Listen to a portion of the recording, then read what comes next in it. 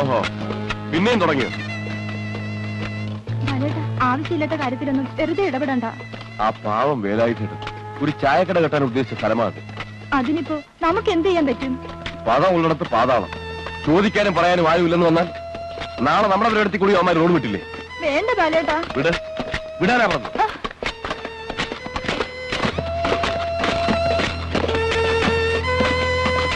വേലായിട്ട് നാക്കില്ലേ?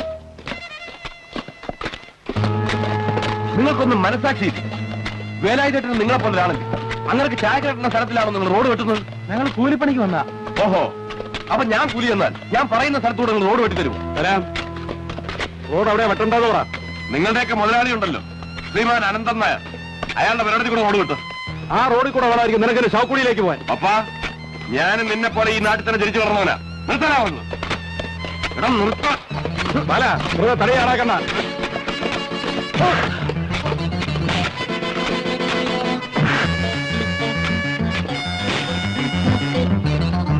എല്ലാത്തിനും വിട്ടു കുറുക്കി കളഞ്ഞ വരണടാ. ധൈര്യമുള്ളവർ വരണടാ, ധൈര്യമുള്ളവർ വരണടാ.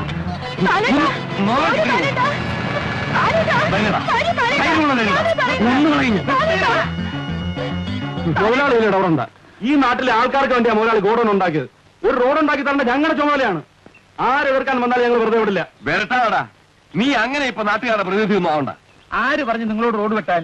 വേലായുധന് ചായക്കട വെക്കാനുള്ള സ്ഥലത്തോട് റോഡ് വെട്ടാൻ നിന്നോട് ആര് പറഞ്ഞെന്ന്?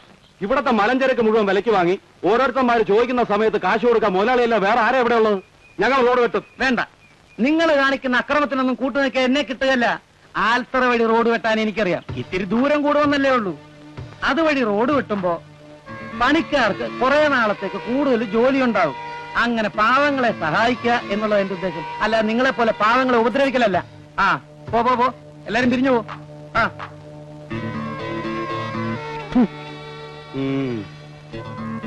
ചെറുപ്പക്കാരായാലും ഇങ്ങനെ വേണം. അന്യായം എവിടെ കണ്ടാലും എതിർക്കണം. ആ വിവരദോഷികൾക്ക് വേണ്ടി ഞാൻ മാപ്പി ചോദിക്കുന്നു. വരട്ടെ. ബാലേട്ടൻ വിചാരിക്കുന്ന പോലൊന്നും അല്ല.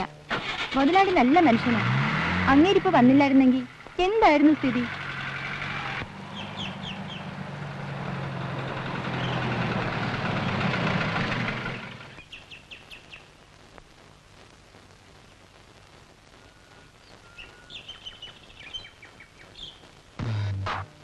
നിങ്ങൾ 3 പേരും കൂടെ പോയി ഇന്ന് രാത്രി അവനെ ശരിക്കൊന്ന് കാണണം. മനസ്സിലായോ? കേറ.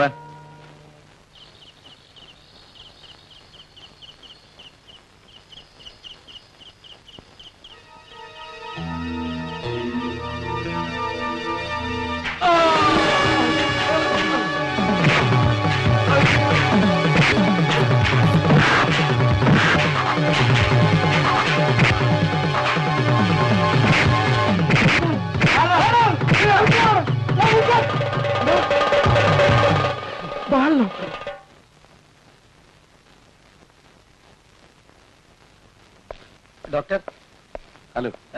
ബാലൻ എങ്ങനെയുണ്ട്? ആ, ബോധം തെളിഞ്ഞിട്ടില്ല. ഈ അവസ്ഥയിൽ മറ്റെവിടെങ്കിലും കൊണ്ടുപോകുന്നത് അപകടമാണ്.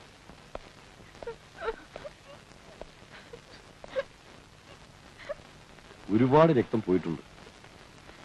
ഡോക്ടർ, എന്റെ രക്തം ഒന്ന് പരിശോധിക്കും. എത്ര രക്തം വേണമെങ്കിലും കൊടുക്കാൻ ഞാൻ തയ്യാറാണ്. ഈ നാട്ടിലെ അന്തസ്സും ആദർശമുള്ള ഒരു ചെറുപ്പക്കാരനായി കിടക്കുന്ന ബാലന്റെ ജീവൻ ഞങ്ങൾക്ക് വളരെ വിലപ്പെട്ട ഡോക്ടർ. ദയവ് ചെയ്ത് എന്റെ രക്തം പറ്റുമെന്ന് ഒന്ന് വേഗം നോക്കൂ ഡോക്ടർ. തൽക്കാലത്തേക്ക് വേണ്ടത് കൊടുത്തു. എപ്പോഴായാലും എന്ത് പ്രശ്നം ഉണ്ടായാലും എന്റെ അടുത്തേക്ക് ഒരാളെ വിട്ടാൽ മതി. ഒക്കെ വിധിയാണെന്ന് കരുതി സമാധാനിക്കു കുട്ടി. നമ്മുടെ ബാലിനൊന്നും പറ്റാതിരിക്കാൻ ഞാൻ ദൈവത്തോട് പ്രാർത്ഥിക്കും. എന്താവശ്യമുണ്ടെങ്കിലും എന്നെ അറിയിക്കണം. അപ്പോ പിന്നെ വരാം ഡോക്ടർ.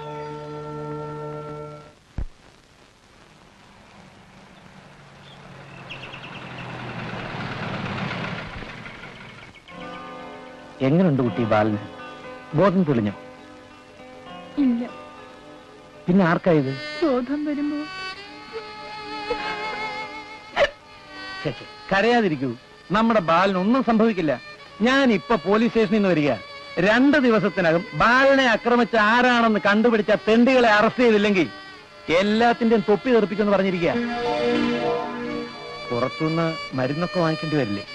കുട്ടി വീട്ടിലേക്ക് വന്നോളൂ. പണം ഞാൻ തരാം. എന്നോട് കാശ് വാങ്ങിക്കുന്നതിൽ അപമാനമൊന്നും തോന്നണ്ട. എനിക്ക് അത്രയ്ക്ക് വേണ്ടപ്പെട്ടവനാ ബാലൻ. കുട്ടിക്കറിയില്ലേ, അന്ന് റോഡ് വെട്ടിന്റെ കാര്യത്തിൽ ബാലൻ എതിർപ്പാണെന്ന് മനസ്സിലായപ്പോ ഞാൻ അവന്മാരെ ഓടിച്ചു വിട്ടില്ലേ. ഒട്ടും അടിക്കണ്ട, വീട്ടിലേക്ക് വരണം. ഞാനില്ലെങ്കിൽ എന്റെ ഭാര്യയെ കണ്ടാൽ മതി. വരില്ലേ? എന്റെ മനസ്സമാധാനത്തിന് വേണ്ടി പറയുക. എന്തായാലും കാശിന് ബുദ്ധിമുട്ട് കാണുമെന്ന് എനിക്കറിയാം. നാളെ കാലത്ത് വരട്ടെ.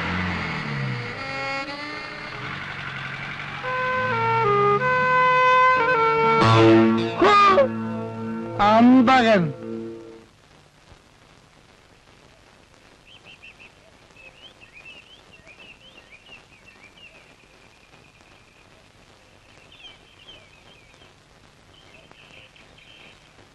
ബാലന്റെ ഭാര്യയല്ലേ? അതെ. നീ കയറി വരൂ.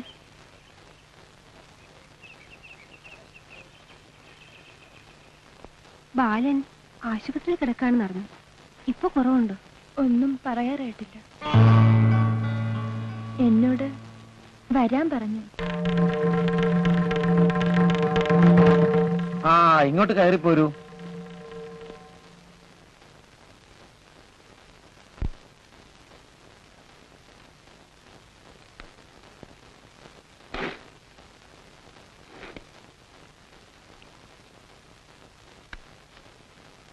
ഇതാ കൊണ്ടുപോയിക്കോളൂ.